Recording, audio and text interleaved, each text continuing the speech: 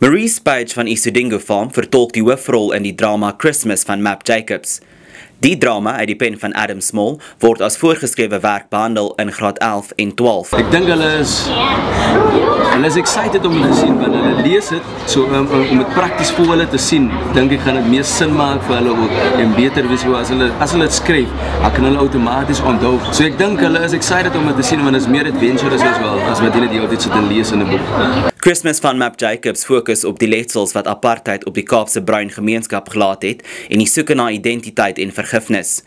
Dit tas ook aan sosiale kwessies van die tydperk, soos werkloosheid, armoede en bendegeweld, wat vandag steeds van belang is. Vandag se lewe is nog steeds dieselfde, alhoewel dit toekomstige tyd gebeur het en nou vandag, daai wat ons vertel op stage en die storie wat ons vertel is nog steeds relevant in ons communities vandag, En ons is vasgevang in sulke in die gangsterisme en die besluite wat ons maak elke dag en dan wil ons uit, maar ons kan nie, want ons het klaar die besluit gemaak en dan is elke keer iets wat ons terughou.